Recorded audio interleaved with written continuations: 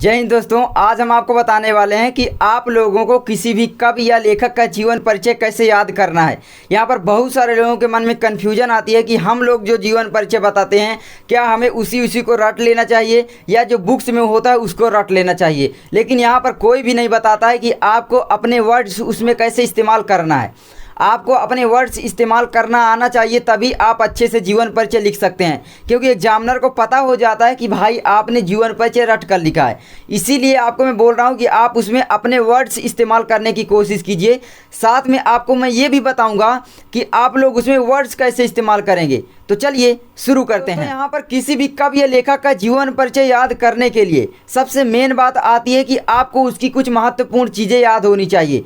जैसे कि उसका जन्म कब हुआ, उसका जन्म स्थान कहाँ है, उसके माता एवं पिता का नाम, उसकी प्रारंभिक शिक्षा, उच्च शिक्षा, मतलब उनकी मृत्यु कब हुई।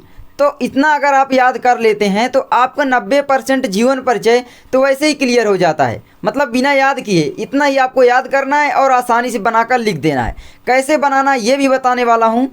तो दोस्तों देखिए, अगर आप इतना याद कर लेते हैं तो देखिए मेन चीज़ें तो आपको याद ही हो गई जो कि आपको भूलती हैं। तो इनको याद करने के लिए आपको क्या करना है, इनको याद करने के लिए आपको किसी भी कॉपी में मतलब जो लिख लेना है और टांग देना है। आते जाते नज़र पड़ेगी तो आपको ये याद ही रहेगा। अगर आपके पास बोर्ड है उसमें आप लिख सकते हैं कि भाई जन्म कब हुआ, किसी भी कवि का एक तरफ नाम लिख लीजिए, दूसरी तरफ उसकी मेन चीज़ें लिख लीजिए और रचनाएं लिख लीजिए। इतना अगर आप लिख लेते हैं तो बस जन्म कब हुआ, मृत्यु कब हुई। जैसे कि चलिए एग्जाम्पल के तौर पर हम समझते हैं, यहाँ पर राजेंद्र प्रसाद का ले लेते हैं। तो राजेंद्र प्रसाद का जन्म कब हुआ, तो 1884 ईस्वी में हुआ। कहाँ पर हुआ, तो बिहार राज्य के छपरा जिले के एक जीरा दोई नामक ग्राम में हुआ था। ठीक है, इतना याद कर लिए। उनकी प्रारंभिक शिक्षा कब कहाँ पर हुई, ठीक है, कलकत्ता में हुई। उनकी उनकी प्रारंभिक शिक्षा उनके गांव पर हुई और उनकी उच्च शिक्षा जो हुई कलकत्ता में हुई। अब कलकत्ता में भाई, अब देखिए यहाँ पर कौन कौन सी शिक्षा वो प्राप्त की। अगर आप इतना भी याद कर लेते हैं, जैसे उन्होंने क्या किया था भाई, एमए और एलएलबी की परीक्षा उत्तीर्ण की।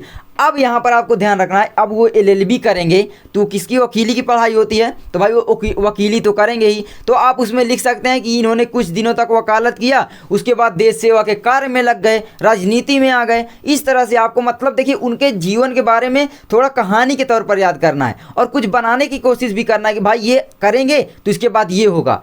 जैसे कि मान लीजिए अगर आपसे लिखा जाए, बच्चों से लिखा जाता है कि भाई आप बीच में ज्ञान लिख दीजिए तो नहीं लिख पाते हैं, बीच में ना लिख दीजिए तो नहीं लिख पाते हैं। लेकिन उनको अगर पढ़ाया जाए कि भाई का खा गा गा अंगा, मतलब एक लाइन से तो पढ़ लेते हैं। क्यों? क्योंकि उनको याद होता है कि का के बाद खा आता है, खा के बाद गा आता है। उनको ऐसे मतलब रटा हुआ होता है। तो इसी तरह आपको भी रटा क्या मतलब ध्यान रखना है कि अगर कुछ चीज़ें वो करेंगे तो उससे रिलेटेड चीज़ें तो होंगी ही। जैसे कि अब देखिए इतना तो याद कर लीजिए आपका जीवन परिचय। अब 10% कैसे क्लियर होगा, 90% जीवन परिचय तो आपका क्लियर हो गया। 10% क्लियर करने के लिए आप लिख सकते हैं कि भाई उनकी माता एक धार्मिक महिला थी, अतः उन्हें बचपन में कहानियाँ सुनाया करती थी।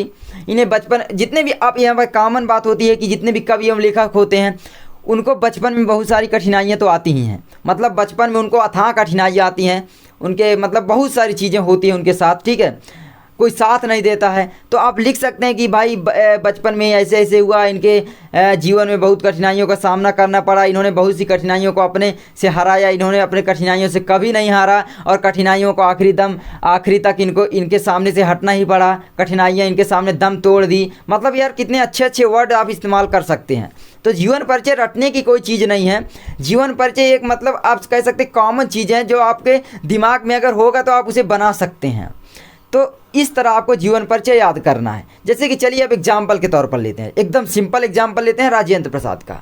उनका जन्म कब हुआ, तो उनका जन्म 1884 ईस्वी में हुआ। कहाँ पर हुआ भाई, बिहार राज्य के छपरा जिला एक है वहाँ, मतलब जीरादेई में हुआ। ठीक है, अब देखिए यहाँ पर बात क्या आती है, उनके पिता का क्या नाम था, तो महादेव सहाय। उनकी माता का क्या नाम था, तो कमलेश्वरी देवी था।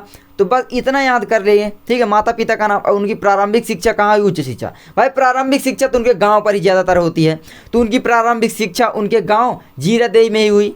उच्च शिक्षा के लिए वो कलकत्ता गए, जहाँ से उन्होंने एमए और एलएलबी की परीक्षा उत्तीर्ण की। सिंपल सा है। अब LLB की परीक्षा उत्तीर्ण करेंगे तो भाई क्या करेंगे, कलकत्ता और पटना में थे, बिहार पटना का राजधानी है, तो भाई कलकत्ता और पटना हाई कोर्ट में वकील भी किए। अब देखिए पटना में कहीं पर भी वो वकालत हो सकती है, तो उसका जिला लिख देना है और उसका राज्य लिख देना है। आपको इतना डिटेल से लिखने की ज़रूरत नहीं है कि किस गाँव में किया, किस शहर में किया, किस स्थान पर किया। इतनी सारी चीज़ें आपको याद करने की बिल्कुल भी ज़रूरत नहीं है, ठीक है। तो इस तरह से आप लिख देंगे। अब उनकी मृत्यु कब हुई, तो भाई उनकी मृत्यु सन 1963 ईस्वी में हो गई राजेंद्र प्रसाद की। सिंपल है। मान लीजिए आचार्य रामचंद्र शुक्ल को ले लिए या जयशंकर प्रसाद को ले लेते हैं। भाई जयशंकर प्रसाद का जन्म कब हुआ, 1889 ईस्वी में हुआ। उनके पिता का क्या नाम था, महादेव सहाय था। क्या करते थे, तंबाकू की खेती किया करते थे, आप कह सकते तंबाकू का व्यापार किया करते थे, मतलब व्यापारी थे। तो उनका काशी में हुआ था जन्म।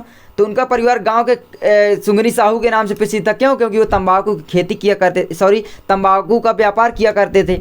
सिंपल सा है।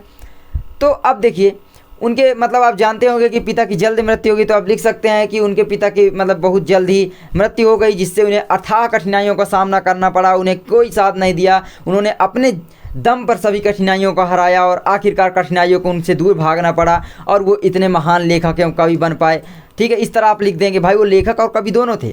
मतलब यार आपको याद करने की बिल्कुल ज़रूरत ही नहीं है, एकदम सिंपल सा है। ठीक है, इस तरह आप याद करेंगे। अब देखिए मेन बात आती है, उनका जन्म काशी में हुआ था। ठीक है, इस तरह याद करेंगे। अब वहाँ पर उनके भाई ने, आप जानते हो कि शंभूनाथ जो थे, शंभूनाथ जी ने उनकी क्या है पढ़ाई कंप्लीट करवाई। तो भाई देखिए अब वो घर पर ही पढ़े, ये भी याद होगा। तो आप लिख सकते हैं इनकी ज़्यादातर शिक्षा घर पर हुई और उच्च शिक्षा जहाँ पर हुई आप लिख सकते हैं। तो बस यही तो चीज़ें आपको लिखना होता है। और लिखना क्या होता है, 3 नंबर में आपको क्या 2 पेज लिखना है, नहीं, आपको आधे से 1 पेज में जीवन परिचय लिखना है। आपको मैं बिल्कुल रिकमेंड नहीं करूँगा कि आप 2 पेज रट लीजिए जो विद्या क्वेश्चन बैंक में होता है। जैसे कि मैं आपको यहाँ पर चलिए दिखा देता हूँ थोड़ा सा। तो यहाँ पर देखिए आचार्य रामचंद्र शुक्ल का जीवन परिचय कितना बड़ा दिया है। क्या इतना बड़ा लिखने की ज़रूरत है? तुलसीदास का इतना बड़ा दिया है, क्या इतना बड़ा लिखने की ज़रूरत है? बिल्कुल नहीं है। अगर आप इतना बड़ा लिखते रह जाएंगे तो आगे का क्या लिखेंगे, पूरा टाइम तो इसी में चला जाएगा। तो 3 नंबर के जीवन परिचय के लिए आपको उतना ही लिखना है कि मतलब जिससे आपको इतने नंबर मिल सकें। अगर आप इतना ही लिख देते हैं जितना मैंने बताया कि भाई इनका जन्म कब हुआ, प्रारंभिक शिक्षा, उच्च शिक्षा, माता एवं पिता का नाम, इनकी मृत्यु कब हुई, इतना अगर आप लिख देते हैं तो आपके 2 नंबर तो वैसे ही क्लियर हो जाएंगे, मतलब 2.5 नंबर तक। तो 3 नंबर में 2.5 नंबर तो मिल गए। अब आधे नंबर के लिए आपको अपने से उसमें वर्ड इस्तेमाल कर देना है, आपको रटना बिल्कुल भी नहीं है। तो इस तरह आप जीवन परिचय याद कीजिए। मैं आपको रटने की बिल्कुल भी रिकमेंड नहीं करूँगा कि मैं जो बताता हूँ उसको आप रट लीजिए। हाँ, मैं आपको कुछ चीज़ें हैं जो कि बता देता हूँ, इंपॉर्टेंट होती हैं, उसको आप पढ़ेंगे बार बार तो आपके मन में वैसे ही रहेगा। और मतलब एक रटना टाइप में आप कह सकते हैं, लेकिन पूरा लिख सकते हैं आप, इसीलिए मैं बताता हूँ। ठीक है, तो मेन चीज़ें आपको पता होना चाहिए। ज़रूरी नहीं है कि आपको सभी चीज़ें आनी चाहिए, क्योंकि ऐसे तो आप गूगल करेंगे तो 20 पेज का जीवन परिचय भी उनका मिल जाएगा कि कब किए, कहाँ पर वो गए, काशी नगरी प्रचारणी सभा का मतलब बहुत सारे कवि करते हैं, ये किया वो किया, तो क्या उसको याद करते रहेंगे? डेट तो आपको बिल्कुल भी याद नहीं करना है। डेट केवल आपको जन्म की याद करना है, मृत्यु की याद करना है। बहुत सारे मतलब लिखा रहता है कि भाई इन्होंने 1920 ईस्वी में ये किया, 1921 ईस्वी में ये किया, 1900 ईस्वी में ये किया, 1948 ईस्वी में ये किया, मतलब डेट ही डेट दी होती हैं। तो आपको उनको याद करने की ज़रूरत नहीं है। आप इतना लिख सकते हैं कुछ दिनों बाद इन्होंने ये किया, उसके बाद इन्होंने ये किया, उसके बाद इन्होंने ये किया, फिर उसके बाद इन्होंने ये किया। इस तरह से याद करना है आपको, डेट बिल्कुल भी याद करने की ज़रूरत नहीं है। ठीक है, तो इस तरह जीवन परिचय याद कीजिए। आई होप आपको वीडियो अच्छी लगी होगी। अगर वीडियो अच्छी लगी तो प्लीज़ वीडियो को लाइक कीजिए, चैनल पर नए हो तो चैनल को सब्सक्राइब करके बेल घंटी को जरूर दबाइए। और दोस्तों हमारे चैनल से आप जुड़े रहें हमेशा के लिए, और हम आपको इसी तरह की ट्रिक देते रहेंगे। मिलते हैं नेक्स्ट वीडियो में यार, तब तक के लिए जय हिंद, जय भारत, वंदे मातरम।